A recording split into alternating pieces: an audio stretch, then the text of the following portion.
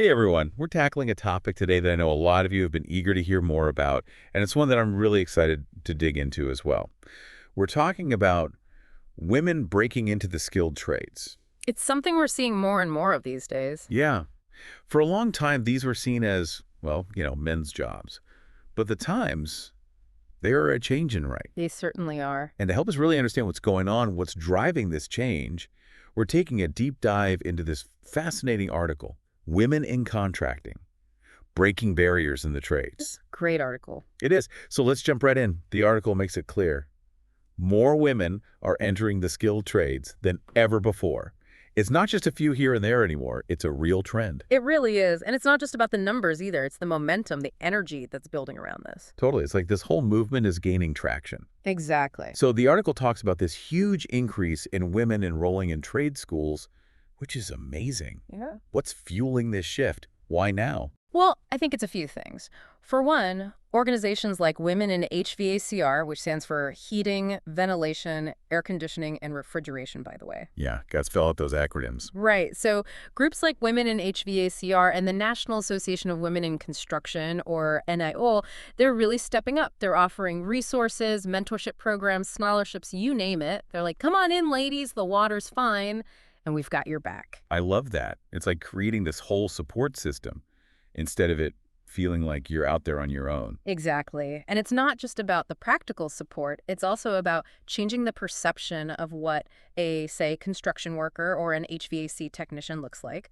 They're showcasing these incredible role models, women who are not just succeeding, but absolutely thriving in these fields. It's so important to see those examples. And speaking of examples, the article actually told this story about a woman who went from being an apprentice electrician to owning her own company. Wow. I know, right? I bet she's got some stories to tell. I'm sure. And those stories are so important because they make it real. You know, it's one thing to hear about statistics, but when you hear about a real person overcoming obstacles and achieving their dreams, it just makes you think, hey, if she can do it, maybe I can too. It's like that saying, right? If she can see it, she can be it. Exactly. But it's not always easy. It's not like all the barriers have just magically disappeared overnight. That's for sure. So let's get real for a second. What are some of the hurdles that women might encounter, even now, in these industries? The article touched on workplace culture, which feels like a bit of a loaded term. It is. It is a loaded term. You know, when you think construction site, what pops into your head? I don't know. It's not always the most inviting image. No, not really. You think of like mud and heavy machinery and a lot of, I don't know, yelling. Right. It's a very, historically at least, very male-dominated environment. And that's not to say that everyone on a construction site is going to be unwelcoming or anything, but there can be like these unspoken rules, you know? Yeah. These certain ways of behaving that have always been there. Yeah. That can be tough to navigate, especially if you're someone who's never really spent much time in that kind of setting. It's like that feeling of walking into a room and everyone else seems to know each other and you're the odd one out. Exactly. And Yeah. then imagine having to like prove yourself in that environment day after day while also dealing with the fact that, you know, some people might already have these preconceived notions about what you are and aren't capable of Yeah. just because you're a woman. Exactly. And then on top of that, the article talked about the lack of mentorship, Yeah. like a major obstacle. Right. And this is a big one. Because we all know how valuable a good mentor can be, but it's even more crucial in fields like the trades, where so much of the learning happens, you know, on the job, through experience. Imagine, like, you know, starting out as a plumber and not having anyone you feel comfortable asking those, like, kind of stupid questions to. Oh, yeah. The ones that, you know, you need the answers to in order to do the job right. I mean, we're talking about the difference between a job well done and, you know, like a flooded basement. Oh my gosh, that's a nightmare. Right. So, you know, for women in these fields, finding those mentors who not only understand the technical aspects of the job, but also, you know, get the unique challenges that you might face as a woman in a male-dominated space, Yeah. that can be really, really tough. So it's not just about finding a mentor who's good at their job. It's about finding someone who gets it, who's been there. Exactly. And that can be a real barrier. But, you know, the article wasn't all doom and gloom, thankfully. It actually highlighted some really encouraging initiatives that are, you know, aimed at tackling these very challenges. Okay, so tell me about the good stuff. What's being done to create a more, welcoming and supportive environment for women in the trades? Okay, so tell me about the good stuff. What's being done to create a more, welcoming and supportive environment for women in the trades? Well, for starters, those organizations we talked about, women in HVACR and NFOE, Yeah. they're not just about like getting women in the door. They're about making sure that those women have the support they need to actually stay in the trades, Yeah. and build successful careers. Okay, so it's like that built-in network, right, Yep. from day one. Exactly. Mentor programs, networking events, even like online forums where women can connect with each other, share their experiences, get advice. That's awesome. It's all about creating that sense of community, showing these women that they're not alone. Love that. And then what about the business side of things? Because the article mentioned that hiring women contractors is actually good for business. Right. I'd love to hear more about that. Yeah. So it's not just about, doing the right thing, although, I mean, that's definitely a major bonus. It makes you feel good, but it's really about recognizing the value that women bring to the table. I mean, think about it.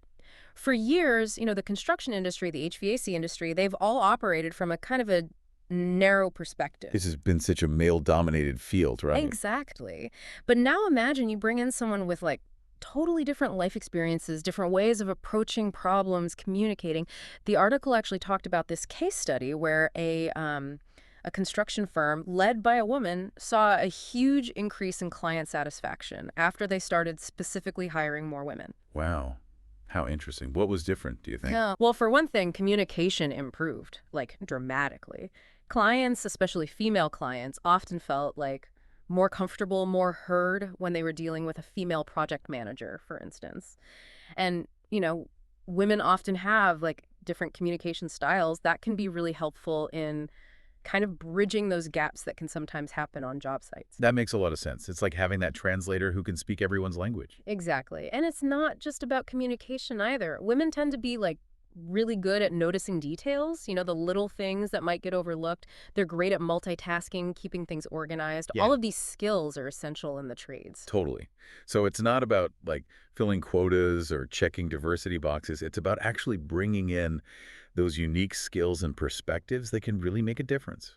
It makes the whole team stronger. 100%. And the really cool thing is, it's starting to create this ripple effect. As more women enter these fields and prove their worth, it challenges those old stereotypes, and it paves the way for even more women to follow in their footsteps. It's like they're building a whole new foundation for the industry, like brick by brick. That's such a great way to put it. It's a really exciting time to be, witnessing this shift, and it leaves me feeling really optimistic about the future, honestly. Me too. Yeah. It's been so eye-opening to like really delve into this topic. So before we wrap up, let's kind of recap what we've learned today. Sounds good. We started by talking about this incredible surge in women entering the skilled trades, right? Right. And how organizations like Women in HVACR and NOWIC are providing this crucial support along the way. Absolutely, yeah. We also got real about the challenges that women still face, like navigating that male-dominated workplace culture and finding those all-important mentors. Yeah. But ultimately, I think what we saw is that those challenges are being met with, like this incredible innovation and determination. For sure. A whole lot of girl power. Yes. And we learned that this isn't just about social progress either. It's about creating a stronger, more dynamic, and ultimately more successful industry for everyone. I completely agree. When we break down barriers and create opportunities for everyone to succeed, we all benefit. Absolutely. Well said. Thank you so much for joining me on this deep dive. It's been so inspiring to explore this topic with you. And for all of you listening out there, I just want to encourage you. Keep learning. Keep asking questions. Keep challenging those old, outdated notions of what's possible. Because, as we've seen today, when women rise, we all rise.